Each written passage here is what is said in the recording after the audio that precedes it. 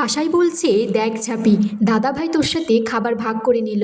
ঝাঁপি বলছে, হ্যাঁ কাসাইদি, আগে অনেক ভালো ভালো খাবার খেয়েছি, কিন্তু এই তিনখানা পরোটার মতো খাবার আমি কখনো খাইনি। এদিকে দীপের মা ইনকাকে ফোন করে বলছে যে আমি ঝাঁপিকে রান্নাঘরে পাঠিয়ে দিয়েছিলাম রাবণের গোষ্ঠীর জন্য রান্না করতে, মাঝখান থেকে মাও দীপকে পাঠিয়ে দিল। ইনকা বলছে, আন্টি কিছুতেই হচ্ছে না, ঝাঁপিকে উচিত শিক্ষা দেওয়া যাচ্ছে না। ঝাঁপি তখন সেখানে আসে আর বলে, জেঠি ভাবলাম তোমার হাতে একটু মলম লাগিয়ে দিই, তুমি তো দিব্যি হাত ঘুরিয়ে ঘুরিয়ে ফোনে কথা বলছো, আর ইনকাদির সাথেই নিশ্চয়ই কথা বলছো, বলে দিও তোমার বাবা আজকে আমার সাথে পরোটা ভাগ করে খেয়েছে, আমার তো খুব ভালো লেগেছে।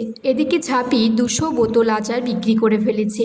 কাকিমা তো আনন্দে বলছে, জানিস ঝাঁপি, খুব ভয় হয় কারোর নজর না লেগে যায়।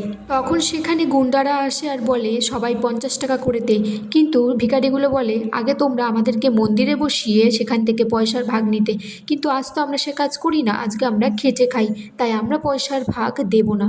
এদিকে রাতের বেলা ঝাঁপিদের বাড়িতে সেই ভিখারিগুলো এসে উপস্থিত হয় আর বলে যে আমাদেরকে খুব মেরেছে ওরা। দীপের মা বলছে, ছেলে মেয়ে নিয়ে ঘর সংসার করি, এইসব ঝামেলা কেন নেব বলতো। তখন সবাই আচারের বোতলগুলো ফিরিয়ে দিচ্ছে ঝাঁপিকে আর কান্নাকাটি করছে।